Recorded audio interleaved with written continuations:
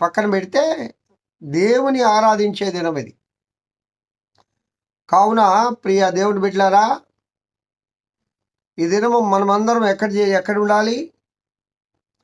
ఈ దినం మనమందరం ఏం చేయాలి చెప్పండి? ఈ దినం మనమందరం ఎక్కడ ఉండాలి, ఏం చేయాలి? దేవుణ్ణి ఎరిగిన బిడ్డలు దేవుని సన్నిధిలో గడపాలి. ఈ దినం దేవుని ఆలయంలో దేవుని ప్రార్థన చేయాలి. ఆ పరిశుద్ధాత్మ దేవుని కృపను పొందాలి.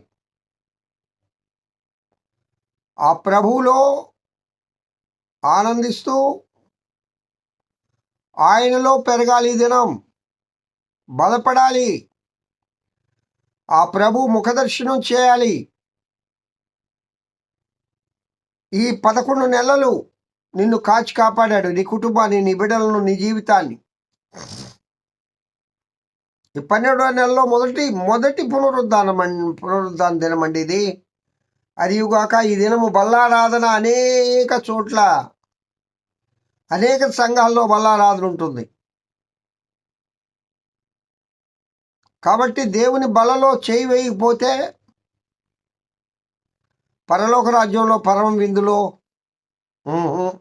నువ్వు వెళ్ళవు, ఆడ నువ్వు చేరవు. ఆ పరలోక రాజ్యంలో పరమ విందులో చేరాలంటే ఇక్కడ దేవుని బలలో చేయి వేయాలి. దేవుని బలలో చేయవాలి అంటే పరిశుద్ధంగా జీవించాలి. మన మనస్సు, ఆత్మ, శరీరము పరిశుద్ధంగా ఉండాలి. ఒకవేళ ఏదైనా తెలుసో తెలియకో తప్పులు చేస్తే ప్రభు దగ్గర క్షమాపణ పొంది ఆ బలలో చేయి వేయాలి. అది చాలా ప్రత్యేకం లేండి. ఆ అనుభవంలోకి రాకుండా ఈ దినము ఎక్కడెక్కడో నువ్వు ఉంటే ప్రయోజనం ఏంటి?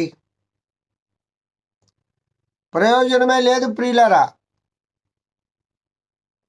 ఆ దేవదేవుని కృపా మహదైశ్వర్యమును బట్టి ఇన్ని దినాలు మనం జీవించగలిగాం ఈ లోకములో. ఆ ప్రభువుకు కృతజ్ఞత చెల్లించే దినం ఇది, ఆయన్ని ఆరాధించే దినం. నీవు చేసిన ఉపకారములకు నేనేమి చెల్లింతును? నీవు చేసిన ఉపకారములకు నేనేమి చెల్లింతును? ఏం చెల్లించాలి?